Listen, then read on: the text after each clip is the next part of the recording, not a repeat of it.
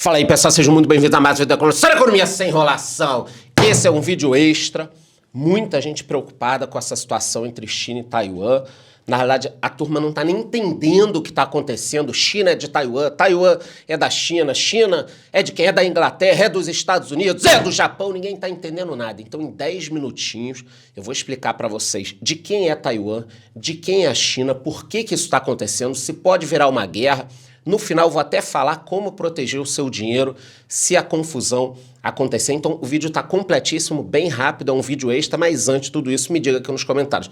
Você acha que teremos um novo conflito, tipo Rússia e Ucrânia, ou não vai dar em nada? Me digam o que vocês acham aqui nos comentários. Para quem participar domingo, eu vou sortear esse que é o melhor livro de todos, Segredos da Mente Milionária, mais um caderno de livro do canal, sem enrolação. Então, Taiwan e China, ou China e Taiwan, para muitos é a mesma coisa. Já tinha uma escalada na tensão, só que essa semana a Nancy Pelosi resolveu visitar a região e foi advertida pela China de que os Estados Unidos pagariam o preço caso ela fizesse isso. Então, o primeiro ponto que vocês têm que entender aqui. A Nancy Pelosi, a terceira no comando dos Estados Unidos, tá, decidiu visitar Taiwan. E a China disse o seguinte: você não vai visitar não, não vai visitar. E se visitar, a gente pode até derrubar o avião. Vamos derrubar o seu avião. O que seria um incidente diplomático, uma declaração de guerra contra os Estados Unidos. Vocês entenderam? Porque tem muita gente pensando, cara, o que estava acontecendo e tal. Se a China derrubasse o avião, com a terceira pessoa no comando dos Estados Unidos, mesmo Biden sendo um banana lá na Casa Branca, dormindo, jogando dama, com segurança lá, tal, ele ia ter que acordar e fazer alguma coisa. Você não pode derrubar o avião com a terceira pessoa em comando nos Estados Unidos e nada acontecer. Tanto que hoje de manhã, eu até mostrei lá no meu Instagram, tava todo mundo de olho no Flight Radar, que é um app, né, tem um site também, que mostra a rota dos aviões. Eu fiquei acompanhando, que eu falei, cara, atacar a China não vai, pelo amor de Deus. Senão seria uma declaração de guerra. Ao mesmo tempo, nós temos outro problema. A China disse que ia atacar, ia botar fogo, caralho. Aí você não faz nada agora? E aí, como é que fica? Como é que fica a China perante o mundo? Perante a Austrália, Indonésia, Japão? É um banana? Vocês têm que pensar isso, cara. Geopolítica é foda, tá? Então todo mundo ficou monitorando, aviões de guerra da China sobrevoaram a região, muitos tanques andando, foi um clima tenso, mas o primeiro ponto é o seguinte: o que essa senhora foi fazer lá justamente nesse momento? Porra, cara, final de Covid, guerra Rússia-Ucrânia, o mundo uma confusão, tudo cara pra cacete, agora ir pra lá? Então, a gente também fica se perguntando o que ela foi fazer lá, porque não deixa de ser uma provocação. Não tô discutindo aqui quem é dono de quê. Mas justamente agora, gente, pelo amor de Deus, agora é hora de ir para uma região que é muito tensa ali. A gente tem China, Coreia, Japão, Índia, Singapura, Austrália, Nova Zelândia. China e Taiwan são muito próximos, tá? É uma do lado da outra ali. E a China vem criando ilhas artificiais na região, quase como porta-aviões. Isso preocupa muito outros países, que estão até fazendo um tratado com os Estados Unidos. Então, a China, ela não só quer retomar Taiwan, eu já vou explicar por quê, como ela quer se expandir.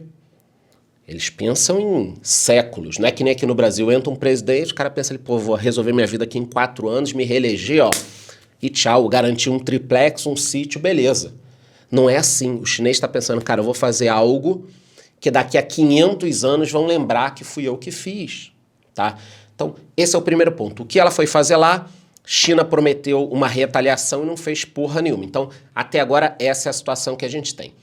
Para quem não sabe nada de história, caiu de paraquedas aqui, eu vou explicar o que houve puxando desde 1945, para a gente também não ir lá nas épocas antigas da região. Tá? Então, olha só, em 1945, esse território era japonês, Taiwan, tá? O Império do Japão tinha tomado esse território. Só que o Japão perdeu a guerra em 45 e tudo voltou a ser China. Então vamos lá. Até 45, as últimas décadas, Taiwan foi do Japão. 45, Japão perdeu a guerra, teve que entregar, tudo voltou a ser China. Então vocês têm que entender. Naquele momento, Era tudo China. Em 49, nós tivemos um grande conflito, tá?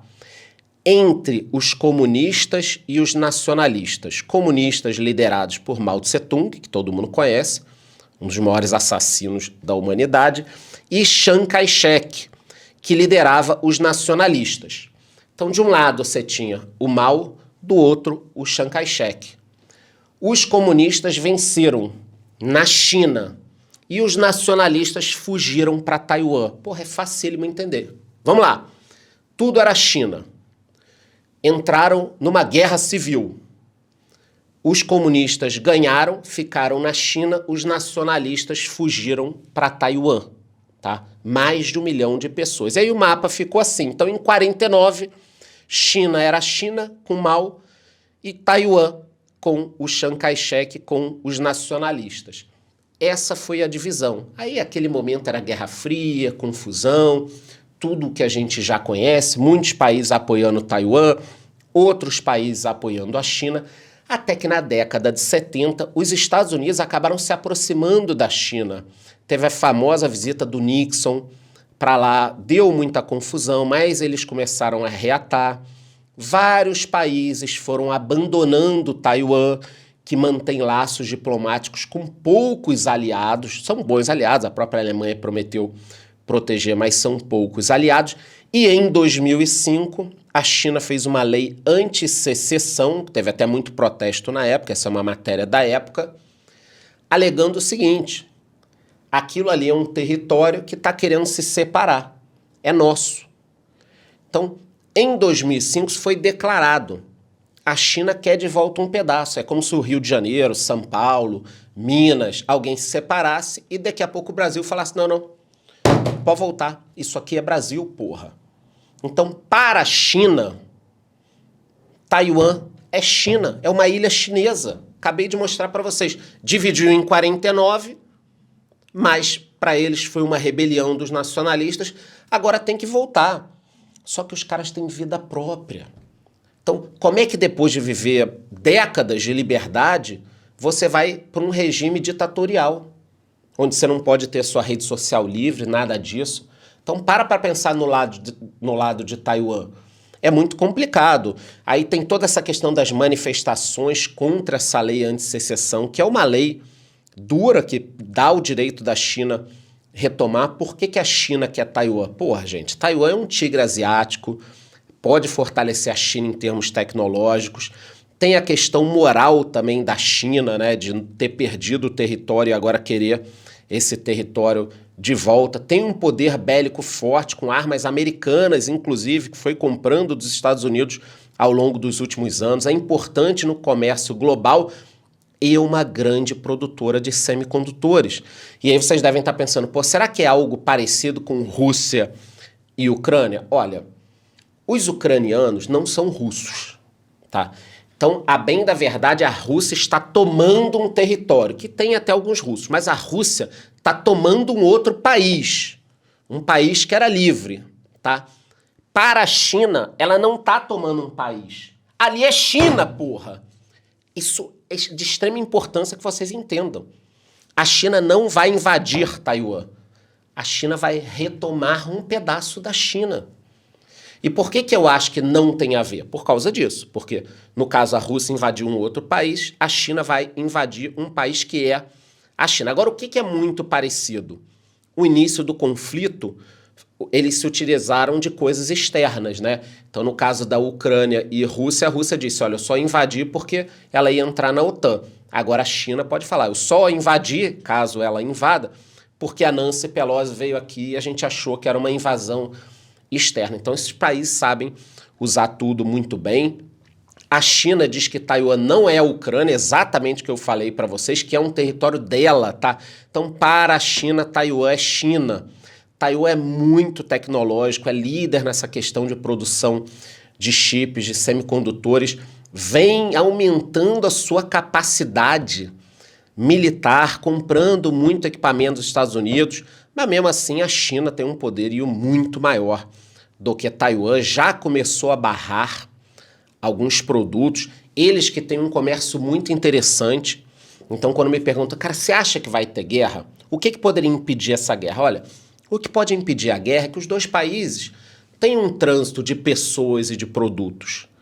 Então, não sei até que ponto vale a pena agora também para a China causar essa confusão. Outros países se preocupam com isso tudo, tanto que tem a iniciativa comercial Ásia-Pacífico, que são todos aqueles países ali comercializando, países que têm medo da China. A China se opõe a que Taiwan entre nessa história toda, e isso causa uma pressão muito grande no governo dos Estados Unidos.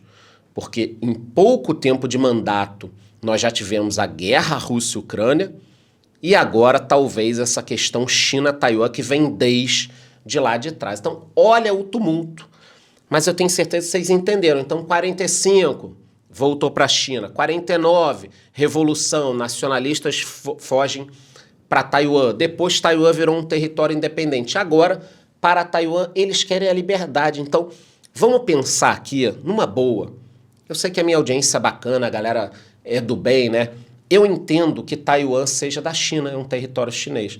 Mas eu também entendo que depois de viver com tantos anos de liberdade, tantas décadas, é complicado agora falarem para quem mora em Taiwan que você pode olhar só o aplicativo A ou B, porque o governo controla tudo.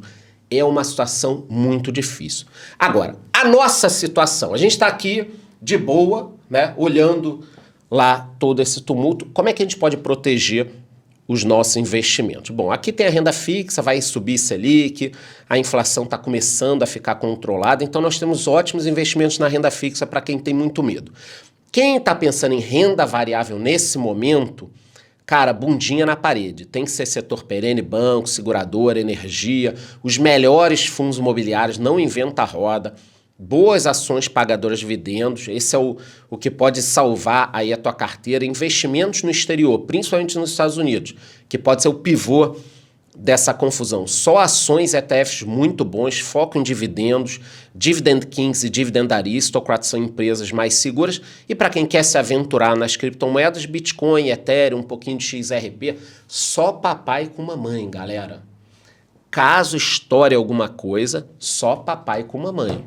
Muito cuidado, não é hora de inventar roda. Eu já tenho um vídeo para sair com as ações mais baratas da bolsa, também estou de olho, comprei o índice Small Caps, mas a gente tem que olhar agora o que está acontecendo nessa semana. Por quê? A Nancy Pelosi foi e a China não fez nada. Então, caso eles não façam nada, é um fraquejo ali, deu uma fraquejada. Então, o mundo está de olho exatamente nisso. Espero que vocês tenham entendido esse pequeno histórico de China e Taiwan e como proteger o seu dinheiro. Antes, embora me diga aqui nos comentários, você acha que vai dar alguma coisa ou não vai dar em nada? E para quem participar do sorteio, esse que é o melhor livro de todos os segredos da mente milionária, mais um caderno do livro do canal. E se gostou, curte o vídeo, curte o canal, bate no sino e até a próxima.